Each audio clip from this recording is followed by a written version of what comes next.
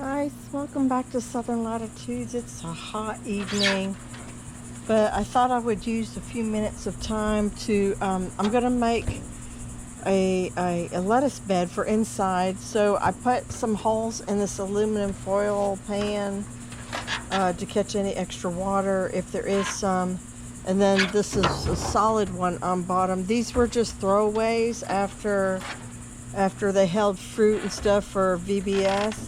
So I'm going to put some soil in here and I'll be right back. But we're just going to knock this out. It's just a fun little project. We're going to take this in the house. The other night, my 5-year-old grandbaby was having so much fun with watering my snapdragons and celery. And it was right in their little room that we made just for them. Or guests too, if guests come, but they're going to be the main people who have sleepovers in there, I would think. I thought, oh, that would be so great. She can watch something growing up close and personal in her little room when she comes over every week. So this right here is just a mix of different lettuces, and oh, I already have a bunch sticking to me. They're everything from Crispino to Waldman's Dark to Skyphos. There was a little bit of everything in there, I think. I don't even remember everything. But I thought this would just be so much fun for her. And we're all gonna pick from it and start eating lettuces much earlier. And you know, since I have the extra space now with having a child that's moved out, you know, we can do fun little indoor gardening like this. I was going to add some kale, but no, I think I had more seeds than I realized. So we're just going to pinch it together, easy for me to say, and cover it. Now, there we go. I just think this is a fantastic child project. I really intended for them last night. They were over, and I was going to have them start the seeds then. But, you know, as it was an early wake-up kind of day, and they had gone all day, no napping, exhausted. So it really wasn't the best time to start breaking out dirt and seeds, and then we had some crazy weather come in too as well. So anyhow, okay, I'm just patting it down lightly to make the seeds contact with the wet soil. Oh, that's going to be so good. Okay, and so what is today? Today is August 4th. So this right here is Harmony Mixed Stock. And so last year, the year before, I did iron cherry stock out of Johnny Seeds. Oh boy, was that really fun and beautiful. So I think what we're gonna do is, I've been waiting to restart these. Actually, I think I did skip last year. I think it was 2 years ago. And I just haven't made a big order to Johnny's. But then I noticed another company, this is True Leaf Market, was selling stock stock seeds, and I thought, let's do it. Let's jump in and do it. These are a mix of colors. I need to verify if I need to cover these or not. Hold on. Okay, stock require a 1/4 inch of dirt laid over them. So we shall cover. You want to try to grow these 6 weeks before you need them. Give them about 6 weeks. In Florida, that puts us right in the cool season, so that's why I'm going to use these. Once you get them up, you will need to give them light if you're growing them indoors like I am. Hopefully by the time they're up and going pretty good, we might be down. I noticed we're supposed to be in the 80s next week, so we'll see. But they do like to germinate between 60 and 75 degrees, so that they're going to come on inside the house along with the celery and the snapdragons to germinate there. Now the next thing we're going to grow is going to be called, and I'll never be able to say this right, y'all might have to help me, Kniphofia. I did look it up once, but I forgot what this said. Kniphofia? Anyhow, it's one of these, like a flaming something. Fiery red tubular shaped torch bloom. Oh, torch was the word I was looking for. So, anyhow, you want to,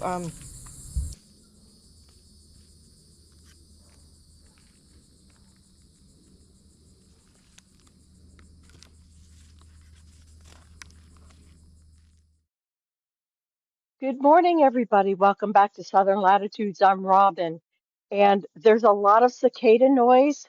I'm going to preface the video with there's a ton of cicada noise. So I'm wearing these noise canceling headphones, so hopefully it doesn't come through so badly for you guys. But anyhow, I woke up this morning with a lot of congestion, and being outside actually does kind of break that up for me. But I also don't want to wear myself out with a lot of projects. The last 2 days I've worked very hard. You saw 2 days ago when I broke all these little community sown seedlings into individual pots. But then yesterday morning I I cleared out the entire flower bed up there in some of the Market Row garden and just wore myself out. I mean, I sweat buckets. I'm starting to drop weight from sweating. But anyhow, so upon looking at that, I've decided that I would like to actually amend that first. And without feeling good today, I don't feel like going and grabbing a yard of mushroom compost and hauling it all the way back here and shoveling for the morning. So maybe that'll happen on the weekend or Monday. So that video is on hold of that whole process and then putting the flowers in. So for right now, I also had something much easier uh, um, of flowers, vegetables mostly, tomatoes and peppers, alyssum and Swiss chard. Those things I need to sow pretty easy. Will be in and out of here in less than 30 minutes for me. So, anyhow, I have my immokalee seed. I've already filled up these 4 cups that fit perfectly with the other cups I'm watching.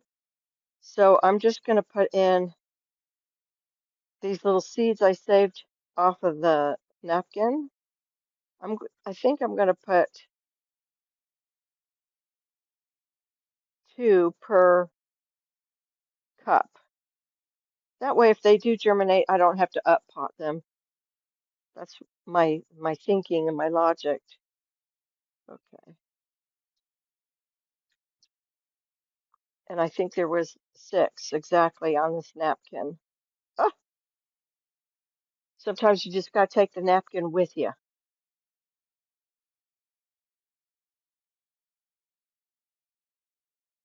I've heard back from a lot of you. It looks like a lot of you are sowing. Okay, well, this one's not a good seed. So I love hearing what you guys are growing. Okay, so that's it from my immokalis. We're just going to cover them up. So 2, 2, 2, and then 1. We have an oddball there. So we had 7 seeds on here. Uh, well, let me just go through these real quick. Napa Chardonnay cherry tomatoes. I just need, I have these Everglades, which are okay. And I feel like I might have one other cherry tomato, maybe not. But anyhow, I like these just for hand picking and eating in the yard. They're sort of a yellow, very fruity tasting cherry tomato.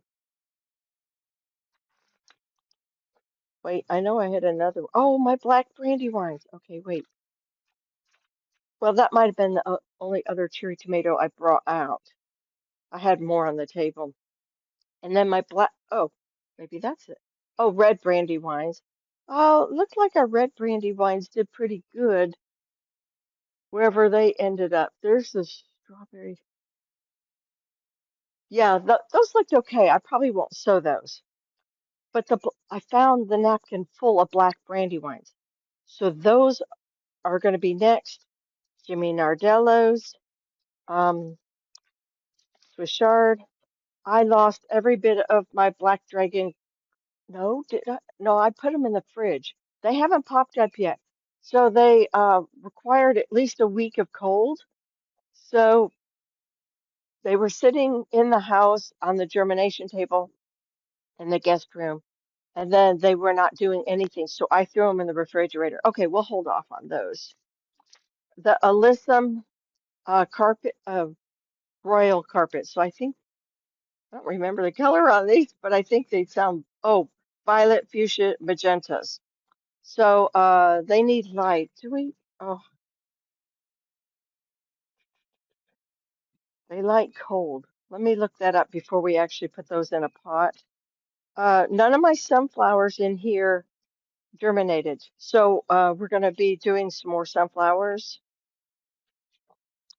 And then Persian carpet zinnias, which I don't have too many, but these were beautiful, like bicolor and tricolor zinnias that I loved for fall. So I always saved them. And so I pulled them specially.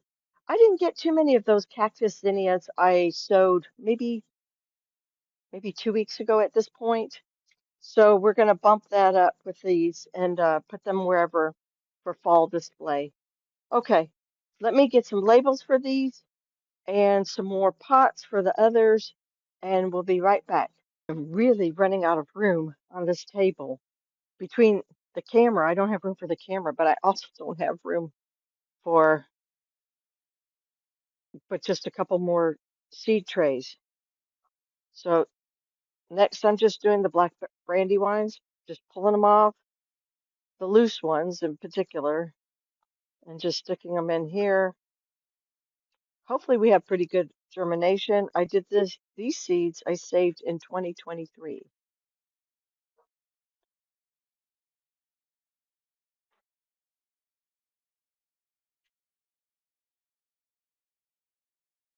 These are my absolute favorite brandy wines or heirlooms of all times, of all varieties.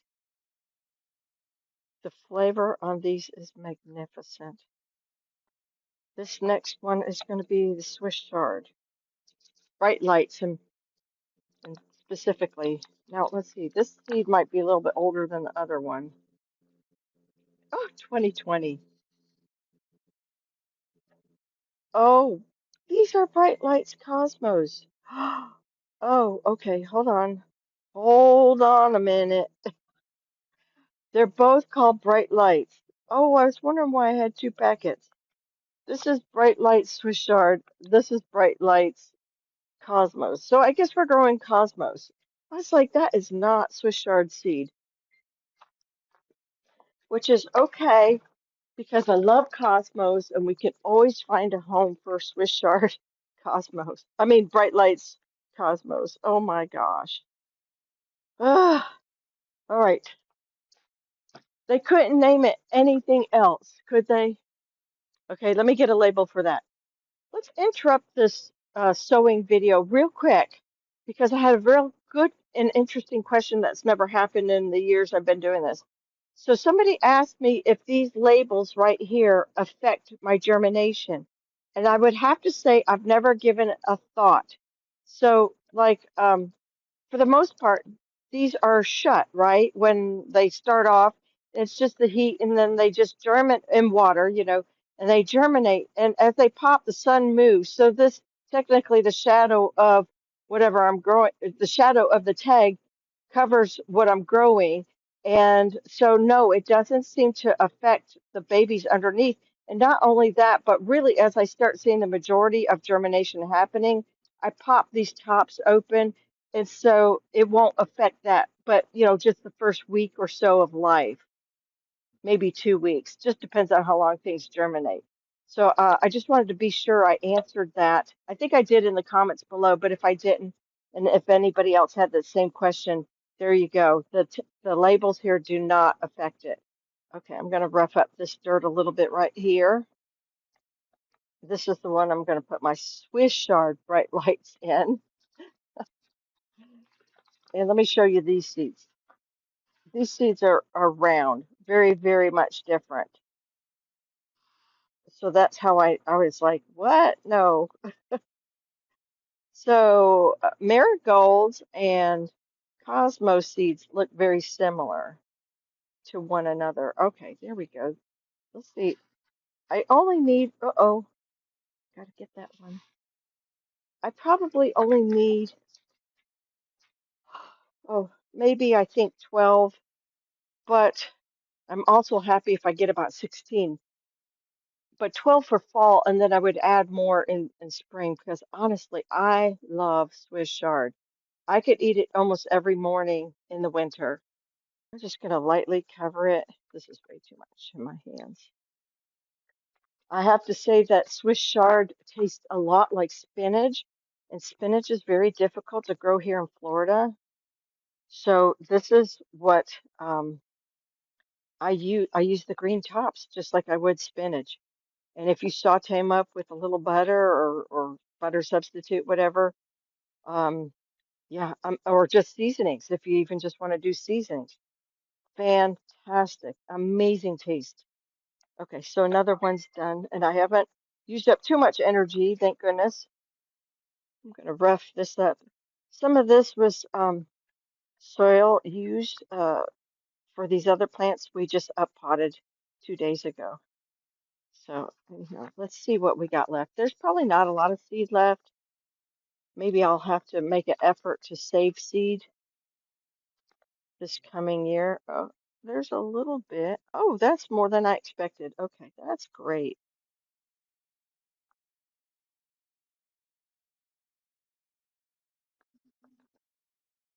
All right, that looks great. Wonder what I got in this one. Let's just throw the whole kitchen sink at it. This might not have any. That might be why. Oh, yes. Oh, perfect. Boy, if we could get a good couple dozen of those, they'll make a statement wherever we put them. One of my favorites. Let's put some dirt on that and a label.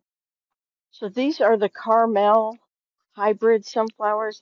I put old sunflower seed in here and it did just as I expected. It probably cooked while it was in the shed and did nothing worthy of, coming up. So I'm going to put these beautiful, um, I don't know if I'm saying it's not caramel. It might be caramel or Carmel, Carmel. Is that this? It's not caramel.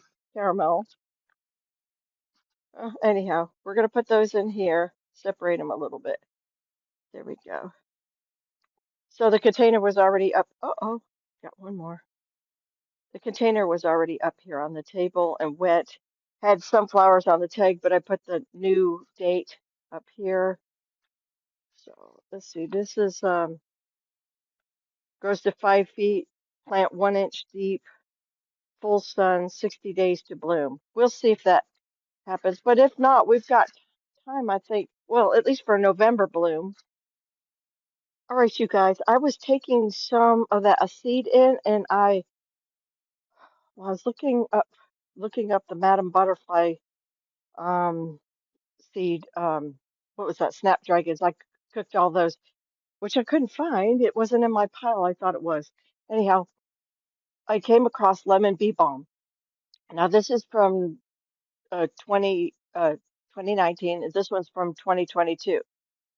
So we're going to Baker Creek on both of them. Sometimes I have this volunteer on its own. Ooh, I really should be doing this into wet soil, but I'm not. I am way over sowing that. I mean, way over sowing. I don't want to end up with like a celery situation. Ugh, and they probably do need light to germinate. Yeah, seeds, you're supposed to just press them in. We'll kind of do that, right? Okay. Do as it says. And takes about 2 weeks to germinate. Okay. I don't remember that or not. It's been a while since I uh sewed it by myself. Like usually it directs sorry, it volunteer sews itself. So I'm just going to put a light cover of vermiculite to hold the seed in place. All right, there we go. Um, you can do that for when they need light. If you need to, I'm going to leave this out here. I'm not going to put it in the house because it probably wants to germinate in this type of weather. So anyhow, and then of course I'll water everything uh, after we sow everything. But right now I'm trying to keep myself dry as possible. Okay, so another one down. Let's get the Jimmy Nardellos in for sure and the Napa Chardonnay. And then I gotta look at, I didn't mean to bring this coleus out because well, I'll bring the coleus tray out of the fridge for you to see. So here's an open tray. As I was going through trays, I just realized I got more ashwagandha. I've got other King Arthur bell peppers. They're all starting to still come up in this heat. So I'm not gonna, those old trays that were going to the food forest. Yeah, I'm not gonna mess with them. Whoa, that's okay. I saved a whole lot of Jimmy Nardellos in the house. So we'll just go with this. How old is this seed? Oh, it was just packed last year. Perfect. Hey, if we end up with 25 to 30 Jimmy Nardellos, I'm okay with that. I love these. I'm just going to lightly cover them about a 1/4 inch deep. Peppers are not too fussy. You don't have to have the super fine seed growing mix. Okay, that looks good. And I need to make a tag next, and then we're done with Jimmy Nardellos. Here's going to be my little cup for Napa Chardonnays. I really don't, these things are super prolific. So usually they'll volunteer because I get so many babies I can't keep up with them all. Whoops. No, no. Don't you go there. Um, but I covered everything with black ground cover. Did I drop a seed in there? Anyhow, everything got black ground cover this past year. And so therefore, I didn't get my volunteers like I normally do in the house garden. So there we go. There's Napa Chardonnay. Let's put some dirt on top of it. The skin is a little bit thin on these, but that's so they're great for eating, but not really good for storage or transport, which is why you don't see them in the grocery store. Ah, running out of room. Okay, I think what I'm going to do is leave the sewing right there for now and maybe regroup tomorrow or something with the Madam Butterfly, Snapdragons. They can wait. And the coleus. Oh, I'll take you inside for that in just a minute. But I wanted to show you what happened. So right here is my cherry crush. Hold on, here's the tag. Cherry crush apple.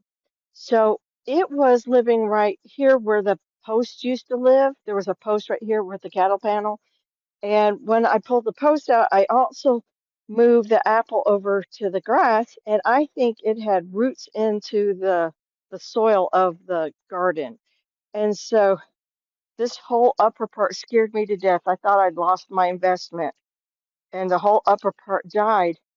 But then today I see babies. So I not all is lost, and we're going to remedy this sometime very soon in the next maybe 2 weeks. So anyhow, we're going to get this into a big pot, get it stabilized for hurricane season, and somewhere where it can permanently live until its permanent home is behind the old shed that's coming down. I don't want to put it back there yet because we're going to have a tractor and debris and all that stuff, and I don't want to risk losing it then. So I'm going to have to trim all these off in a future video and put this into a big pot.